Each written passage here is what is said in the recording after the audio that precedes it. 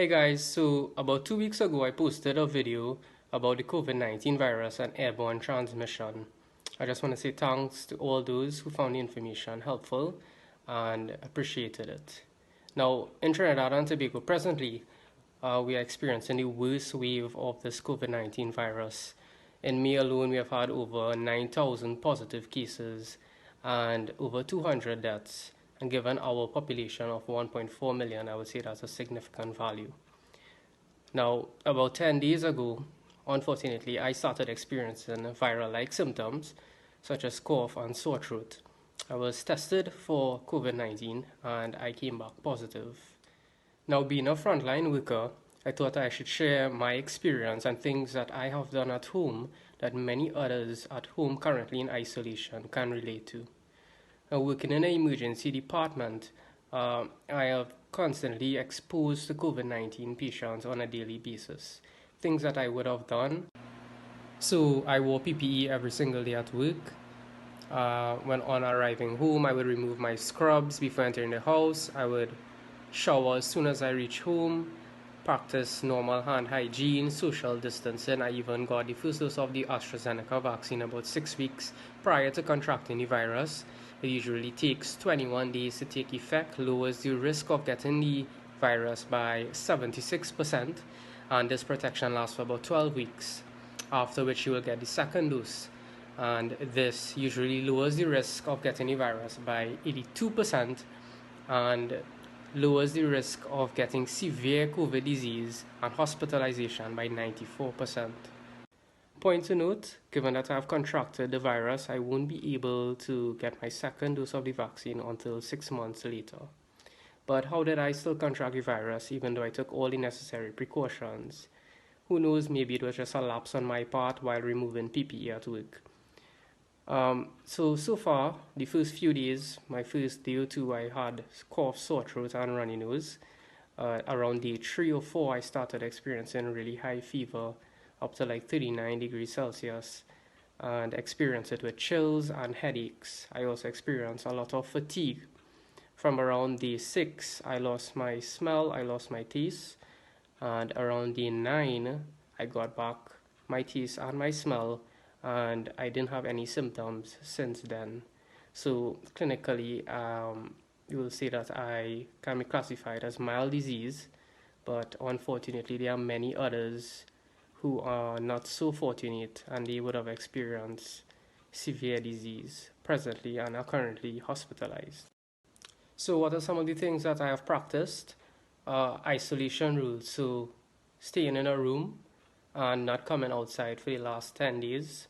If you do have to come outside, please wear a mask, preferably an N95 mask. After use of washrooms, I would sanitize if others in the household would have to use the washroom. If you have your own washroom, well, that's a plus. Food was brought to me and left outside of the door, after which I would take my food, plates, utensils, dedicate them, certain ones to yourself, ensure that your clothes is separate from everyone else, and washing is separate as well. Rest is very important. I would get 10 to 12 hours of sleep every night, as well as afternoon naps, 3 to 4 hours. Hydration is key, drinking of water. I also mix with coconut water as well. Even though I didn't have taste or smell, I still tried eating balanced meals, as well as a lot of fruits, watermelon, getting my vitamin C, oranges, vitamin D as well. For my fever and headaches, paracetamol worked wonders.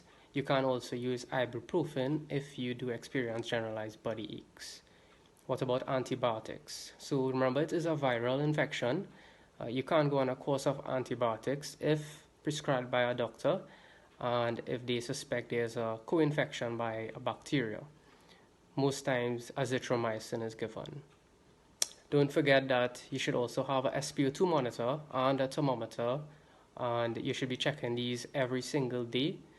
The SpO2 monitor checks your oxygen status as well as your heart rate. The oxygen that is acceptable that we look at is 95% and up. Now, there are many of those persons out there who are purchasing oxygen tanks and they have oxygen at home. Before you put yourself on oxygen, it will be wise to contact a doctor, whether it be a private GP, whether it be someone from the hospital, to advise you better before you go on oxygen. Many have been messaging me about dexamethasone, whether they should be on it while at home. So there was something called the recovery trial, and the dexamethasone is a steroid, and it only showed a benefit in the mortality rate in these patients who require oxygen. So if you are not on oxygen and you are home, then the dexamethasone is of no benefit, and it's actually shown that it could cause more harm.